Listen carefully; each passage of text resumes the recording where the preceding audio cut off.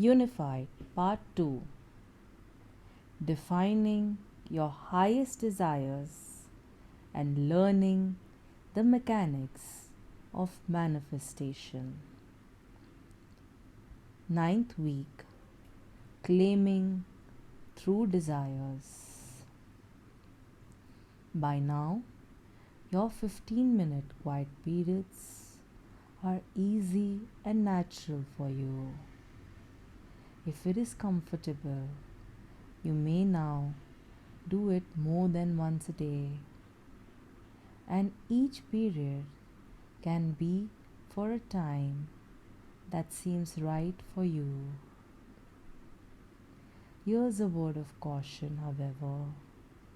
These quiet periods are such serene, delightful times. You don't want to lapse into them and ignore all other activities. These quiet periods offer preparation in life. Spend a short time making contact with your higher self. Receive the energy and the knowledge you have there, and then carry it into dynamic activity. Each quiet period from now on begins with these following 7 simple steps.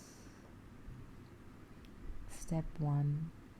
Sit comfortably, eyes closed, and focus on the love while sating from your heart to all of creation. Step 2. Clear your aura of all uninvited influences and send light to all thought forms around you.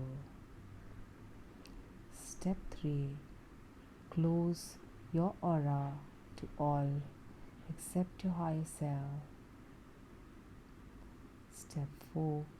Unify with the qualities of God by thinking of some of God's qualities and recognizing these qualities as your own. Step 5. State the purpose of the particular quiet period, such as to practice communicating with my higher self, to receive knowledge that is appropriate at this time, or to have revealed why my thinking is not correct or in sync with God's thoughts. Step 6. Receive the signal from your higher self and keep that signal with you for the entire period. Step 7. Speak out communication given to you in thoughts by your higher self. By now, you're quite comfortable with your other daily practices. They're becoming more and more routine, almost automatic. Your routine throughout the day, whenever appropriate, are close your aura to all except your higher self whenever you go into crowds, near illness, or any other negativity.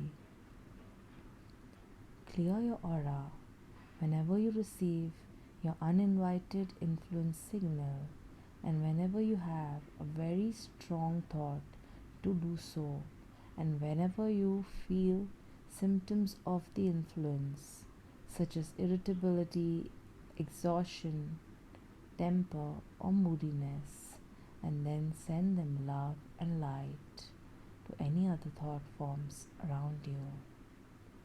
Send love from your heart to anyone and anything throughout the day when you think about it, and feel the love actually being transmitted and then coming back to you. Send thoughts of forgiveness whenever grudge thought comes up, or whenever it happens to you that someone has hurt or is hurting you. In the evening, before you go to sleep, you have two practices that you can alternate. Practice 1: unify with God by thinking of God's qualities and claiming them as yours. Practice 2: send love and forgiveness to your friends, family, and anyone or anything that comes to your mind. These practices during the day will take none of your time. They are just thoughts you think all the time anyway. Now think these loving, healing, and safe thoughts instead of ordinary chatter you're used to. Before last week's review, you communicated with your higher self about thoughts you have that are not in tune with God's thoughts. You started an inventory of those areas in your thinking that needs correction. Soon you will begin a very short and safe way to correct your thinking, whether conscious or unconscious.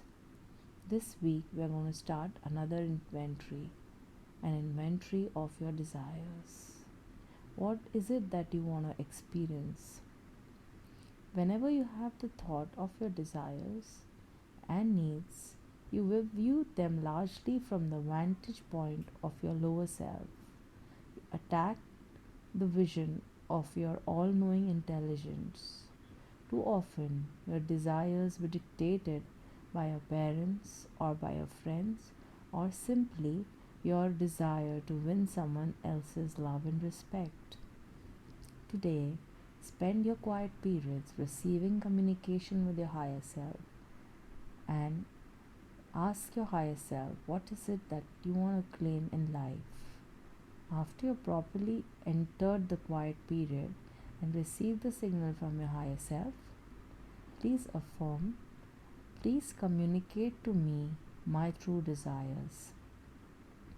Have a piece of paper handy to write down your desires. Remember, you are of the same thought of God as everyone else. This means everything in the cosmos is one with you, and you are that. It is you, so everything is for your use and enjoyment. This is different from the man-made illusion called ownership. Don't confuse the two. Just remember that everything and everyone is for your enjoyment. You need only to claim it for your use with love, thankfulness, and forgiveness. You can't claim and get the use and enjoyment of anything that you claim for yourself or for any other selfish motive. The selfish refers to the lower self. Your motives must be selfish, the higher self. Fortunately, you do not labor over these distinctions. You simply need to ask your higher self for your true desires. These true desires are in truth. These desires that God would have you desire because they are in tune with God's thoughts and are made creation. They are the seed thought that can give rise to your creation full of God's qualities. Your desires are to be fulfilled with love, abundance, peace, knowledge, joy, and all of other God's qualities. Write each desire down on paper, beginning with I claim. Write only in present tense. In reality, there is no future or past, only the present. God is everywhere, present, omnipresent. He is neither omnipast or omnifuture. When you think of the past, you are simply imagining that what would have happened. It's a creation of your limited perception and memory.